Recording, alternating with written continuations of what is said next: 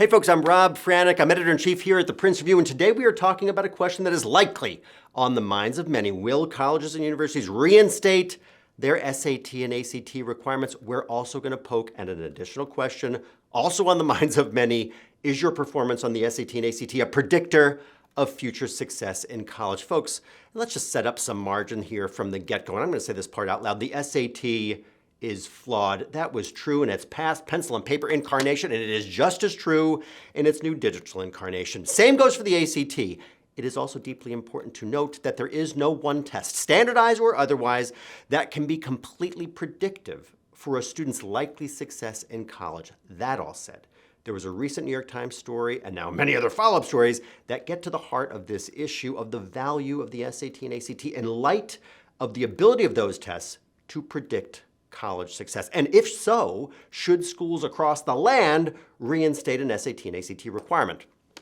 Now, I've put a link to the full New York Times story, as well as many others that I think might be of interest to you, as well as additional data points that I suspect you'll find interesting, all in the info card below. Now, here are the main points that the New York Times reporter David Leonhardt covered in the piece. There are 5 of them. First on the list, SAT and ACT scores, combined with your high school transcript, rigor of your courses, and GPA, are predictors of not only college success, but career success after college. Number 2 on the list, test scores are even better tools for college success over GPA, as many high schools inflate grades, making the blunt instrument of standardized tests even more appealing. Number 3 on the list really is just a riff on number 2, but if admission teams evaluating students' application witness student after student with all A's, they have a difficult time differentiating between students without the use of an SAT or ACT score.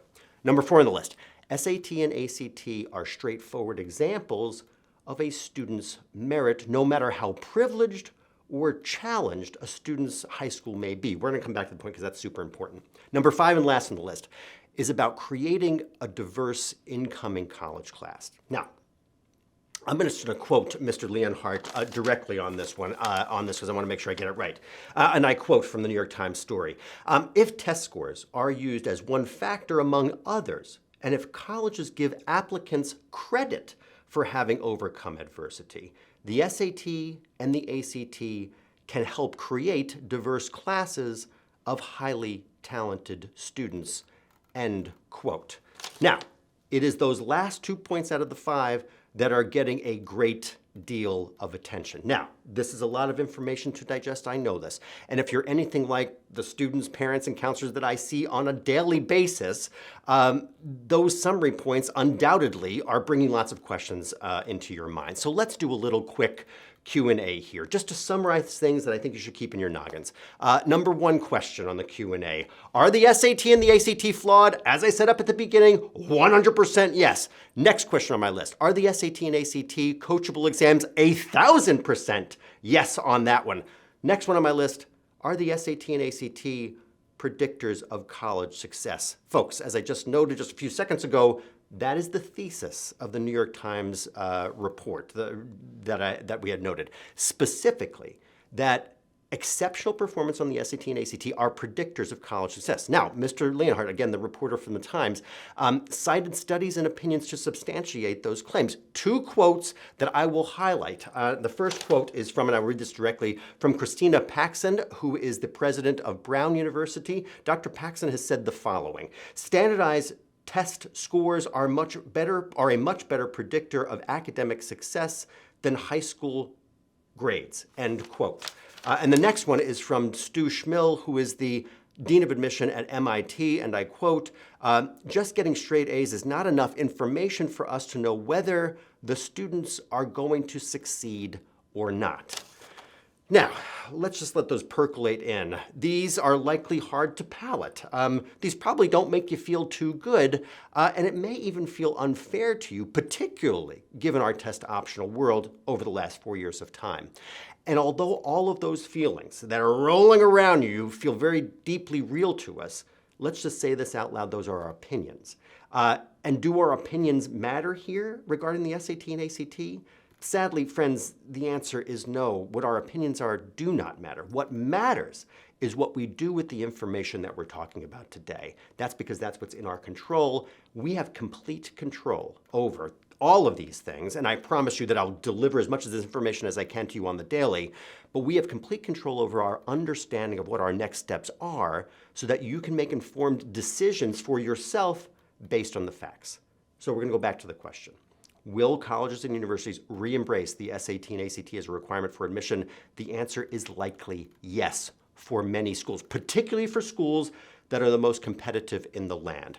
Dartmouth's president, Dr. Bilock, just announced that Dartmouth is reinstating the requirement to submit SAT and ACT scores as part of the Dartmouth application process. And to add to that, this was just reported this morning in the publication Inside Higher Ed, at Bowdoin College, which has been test optional since 1969, 57% of the incoming class for 2022 submitted their SAT and ACT scores. At Williams College, it was 62%. At Rice University in Houston, it was 76%.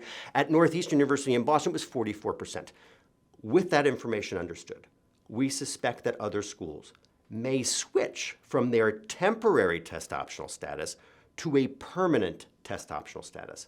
And let's remember that if a school is permanently test optional or otherwise, you needn't submit your SAT or ACT scores for academic admission, but it doesn't preclude you from doing so. And as I tell all my students here at the Princeton Review, why would you ever choose not to take the SAT or ACT if schools will continue to consider your scores as part of your admission application? Superior scores on those tests give students an opportunity to differentiate themselves from other applicants. In short, test scores are considered for those students submitting them. And let's also remember that many schools use the SAT and ACT scores not only for academic admission, but for the awarding of scholarship dollars, for entry into honors programs, for entry into honors college, for entry into ROTC programs. The list goes on from there. As Mr. Leonhardt reports, and more college admission teams across the country are noting, using the SAT and ACT as one criteria for admission can actively help identify students across states and regions, no matter the competitiveness of one's high school or the financial status of one's communities. Dartmouth's president notes this in her recent conversation with Mr. Leonhardt, stating, and I'm going to quote this from Dr. Bilock, the research suggests that this tool, meaning the SAT and ACT, is helpful in finding students we might otherwise miss. Now, folks, that's an important statement. So with that said, we're going to exit this video with a clear-eyed view that no matter our opinion of the value of the SAT or ACT, those tests are deeply valuable in the admission process, now more than ever. Friends, as always, we will continue to update you on these issues as they progress. And as I've said in past videos before, if the SAT and the ACT are the things that you're viewing as roadblocks on your road to college admission, put that thought out of your head. These tests are supremely coachable, and that's what we're here for, to help you crush the SAT and the ACT and standardized tests across the land. For more information on testing and college research and financial aid and scholarships and everything in between, you can count on me and our full team at the Princeton Review to bring it to you on the daily. So give us a follow if you haven't already. Rob Franek, Editor-in-Chief here at the Princeton Review, signing off for today. Be well.